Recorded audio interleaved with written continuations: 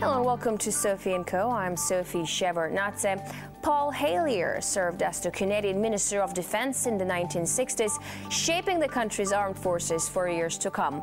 It was only in his retirement that he says he made a life-changing discovery. He became the first cabinet-level politician from a G8 country to publicly state that there is extraterrestrial life present on Earth. Is this an elaborate fantasy? Are aliens science fiction? Or is there something to claims of their existence? Extraterrestrial life.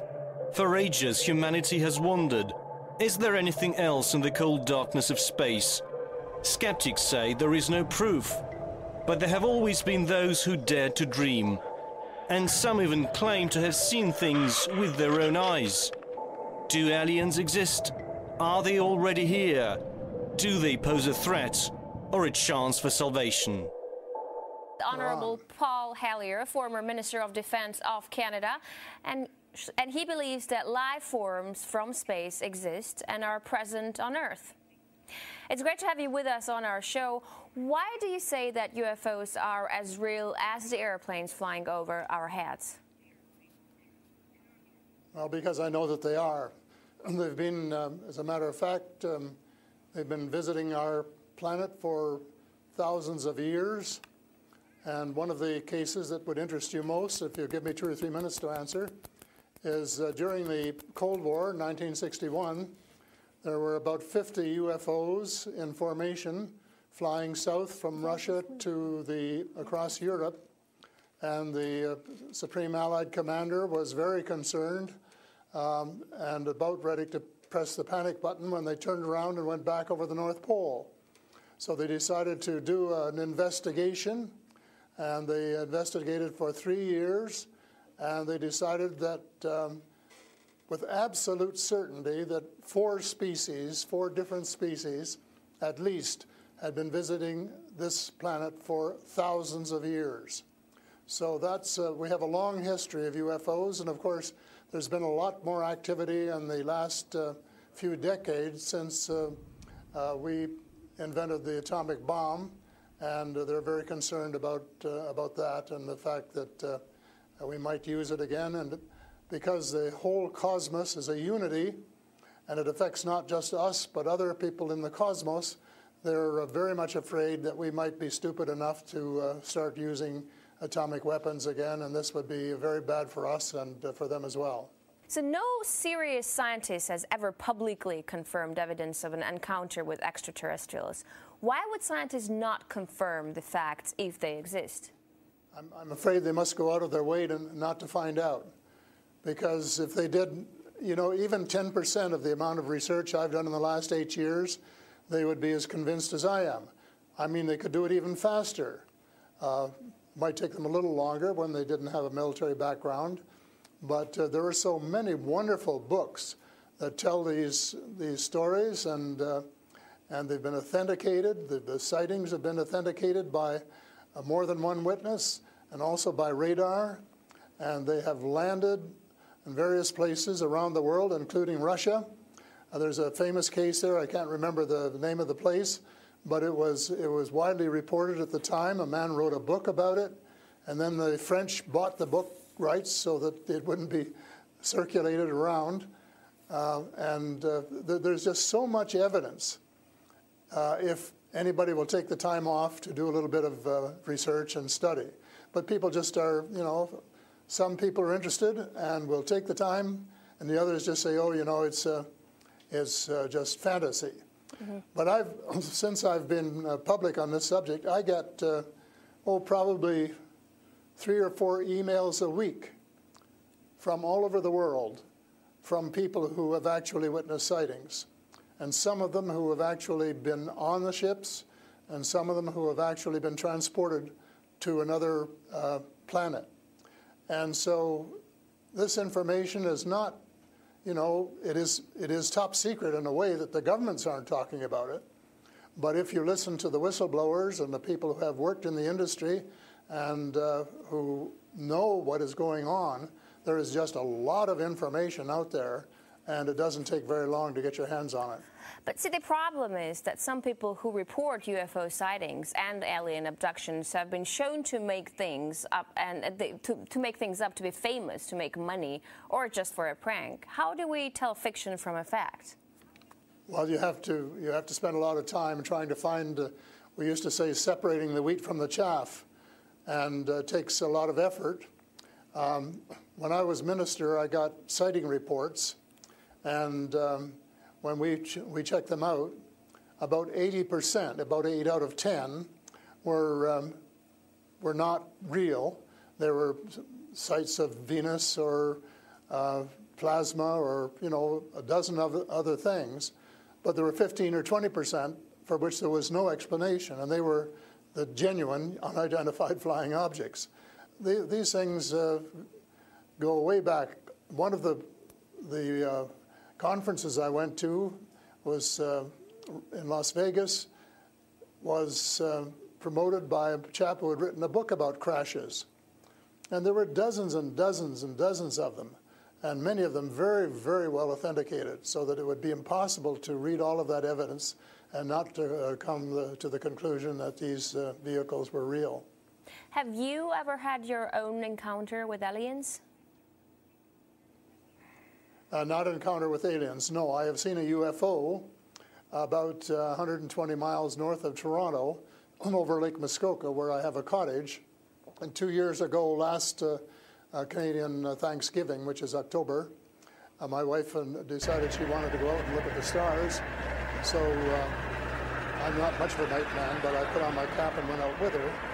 And she looked into the eastern sky and said, "There's a star." And I turned around the other way and I said, "Oh, there's a much brighter one over here." And she looked, and it was. And we watched it until our necks almost broke for about 20 minutes. And it was definitely a UFO, because it could change position in the sky by 3 or 4 degrees in 3 or 4 seconds.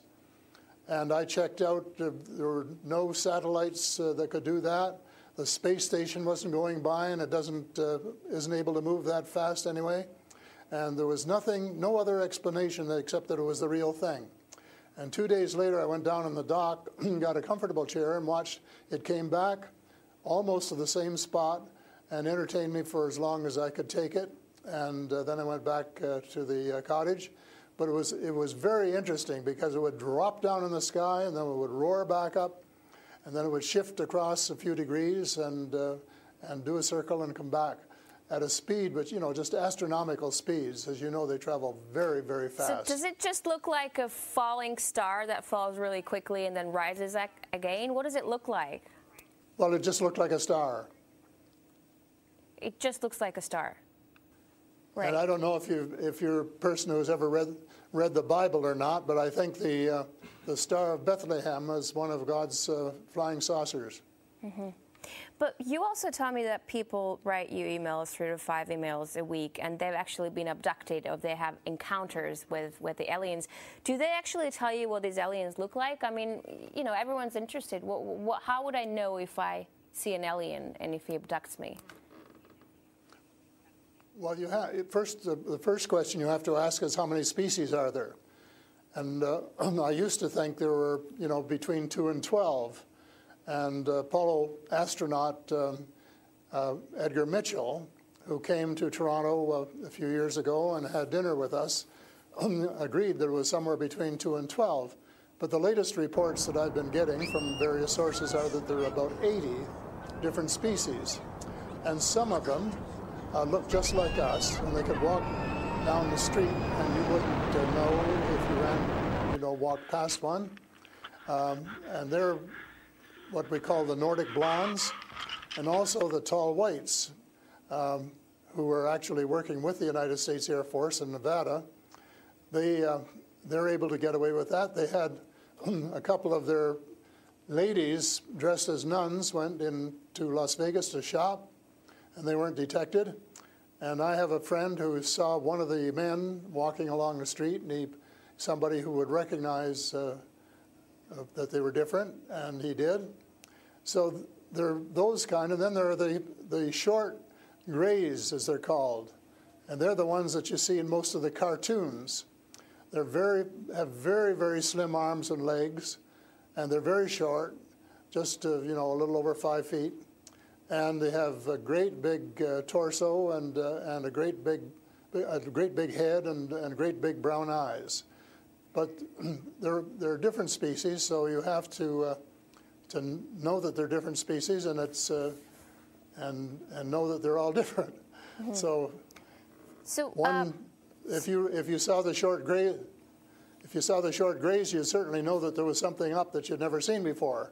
But if you saw one of the Nordic blondes, well, you'd probably say, "Oh, I wonder if she's from Denmark or somewhere," So this species that you're describing, are they all different in terms of nice and mean? Are some of them nice and benevolent? Are others nasty? Or how are they? Are they good to people on Earth, or are they here to harm them? Well, it's a difficult question to answer because they have different agendas. And maybe all of us on Earth should have the same agenda, but you couldn't say maybe that Russia and China and the United States all had the same agenda at every turn, because they don't. And I would say that nearly all are benign, they're benevolent, they want to help us. There may be one or two species which do not. And that's one of the things I'm investigating at the moment, is to see who they are and what they're up to and what their agendas really are. All right, we're talking to Paul Hellyer, former Canadian Minister of Defense, who says extraterrestrial life forms exist and are present on Earth. We'll talk more about what they are and why they're here after a short break. Stay with us.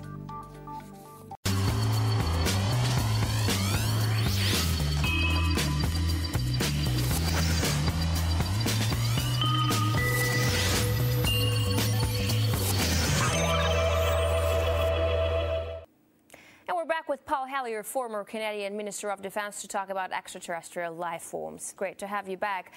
So these extraterrestrial creatures, where did they come from and how did they get here to Earth? They come from various places.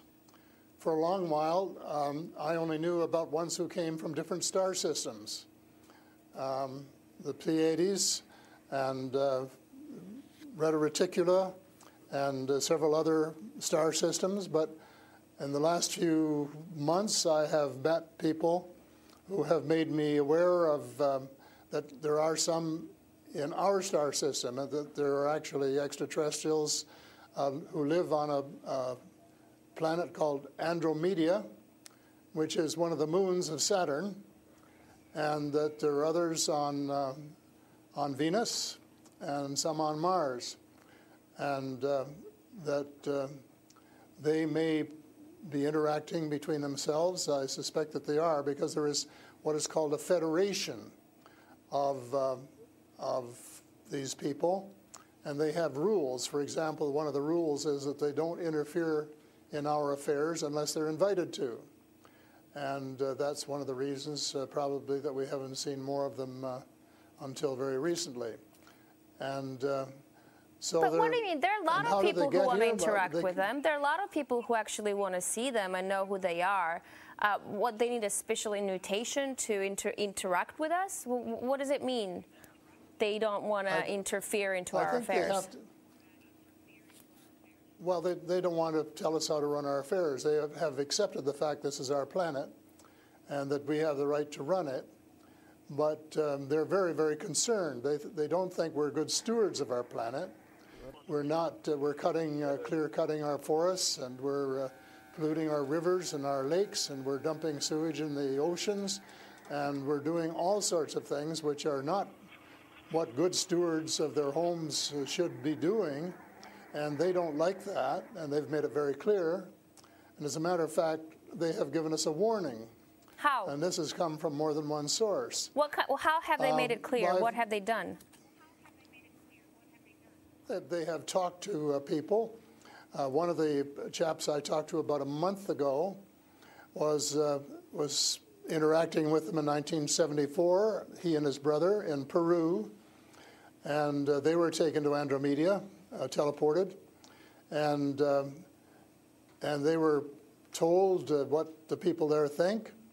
and that we're really wrecking our planet. And in fact, that something dreadful is going to happen to it if we don't smarten up and change our ways. We spend too much time fighting each other. We spend too much money on military expenditures and not enough on feeding the poor and looking after the homeless and the sick. And that we are polluting our waters and our air, and that we're playing around with these exotic weapons, thermonuclear weapons and atomic weapons, which have such a devastating effect both on our Earth and on other areas in the cosmos. And they don't like that. And that's the reason they would like to work with us to teach us better ways, but only, I think, with our consent. And they work through individuals, and they try and pick out individuals who won't be frightened to death of them, because they can give you quite a fright. One of the cases I'm familiar with was the tall whites in Nevada, where the United States Airmen working with them, were just frightened to death of them. And one, Charles Hall, rescued the daughter of one of the high-up people in the tall whites, and as a result became very good friends with the mother. And as soon as they could trust each other, they had a wonderful relationship. And he wrote a book about it. It's called Millennial Hospitality. Millennial Hospitality. And it tells you how you go through these stages of being scared out of your wits. But then when you establish a trust and a working relationship, why you can have the same relationship, same kind of relationship that you would have with someone here on Earth. But here's what I'm thinking. If you're outing their presence, which is clearly not what they want since they're hiding, why aren't they so afraid of, why aren't you afraid of repercussions? Because you're obviously stating that they're here among us, and you're telling me all these species that exist. They are here among us, and I'm not afraid because in most cases, as far as technology is concerned, they're light years ahead of us, and we have learned a lot of things from them. A lot of the things that we use today, we got from them, lead lights and microchips and Kevlar vests and all sorts of things that we got from their technology, and we could get a lot more too, especially in the fields of medicine and agriculture, if we would go about it peacefully. But I think maybe some of our people are more interested in getting their military technology, and I think that's wrong. I think that's wrong-headed, and that's one of the things that we're going to have to change, because we're going to have to work together. Talking about all of us, everywhere on the planet. You've mentioned military technology and swapping technologies and barters between aliens and people in American government. I want to ask you, as a former Minister of Defense of Canada, is interstellar war a possibility? Should we be creating a Star Wars force to defend ourselves from possible invasion or something like that? Well, I think it's a possibility, but it's a possibility especially if we shoot down every UFO that comes in our airspace without asking who they are or what they want. And right from the beginning, we started scrambling planes and trying to shoot them down, but their technology was superior enough that we weren't able to get away with it. Certainly not for a long while. And during that period of time, they could have taken us over without any trouble if they'd wanted to. So I think we have to, rather than develop our own Star Wars, for Earth Star Wars, to protect ourselves against them, that we should work with the benign species, who are the vast majority, and work together and rely largely on them, of course, and cooperate so that we would be contributing something at the same time. But I don't think there's any point in us developing a galactic force that would tempt us to go out on our own and get into mischief, which is one of the things I think some of them are concerned about. But what do you expect to happen if people start to believe in alien existence on Earth? Because things are definitely going to change. Our lives aren't going to be the same anymore. Well, I hope that's the case. I hope that's the case, and I'm all for full disclosure, and I'm going to push very hard for full disclosure in the book I'm writing, and to give some reasons for it, things that we really have to know and have a right to know, and that our future as a species, and here I mean, you know, all of the species in the world, are potentially at risk if we don't figure out what's going on and work together to try and make life more amenable for all of us. But it's and to work with our neighbors from other planets as well. But still, like, I'm thinking to myself, if they've been here for such a long time, as you say, and they're interested in helping humanity, as you say, why is our world such a mess? I mean, if you want to help someone, you just help someone. You don't wait for someone to invite you to help that someone, no? Well, I don't, you know, it's something that I think parents can sometimes say to their children, this is what you should do. But that doesn't mean the children are going to do it, does it? Because the cosmos is based on free choice. And we're given the option of making mistakes, of making wrong choices. And I guess what bothers some of us is we've made too many wrong choices and not enough right choices. So we're going to have to start switching our priorities and stop spending so much time and effort and weapons to kill each other or to dominate each other, and spending a lot more time on how to help each other to have a better life and a more just society, and a life which is healthier and where the health care is better, and where the food distribution is better, and where the air is cleaner and the water is cleaner, and all of those things that are waiting to be done, if we just get together and row, as we say, rowboat, row in the right direction, the same direction. And it's possible, but it's a tall order, and so far we haven't done it. My thesis will be that we have to do it, and we have to start doing it right away. Thank you so much for this interesting interview and insight on extraterrestrial life. That was Paul Hellyer, former Canadian Minister of Defense. He says aliens exist and live among us on Earth. That's all the time we have for today. I will see you in the next edition of Sophie & Co.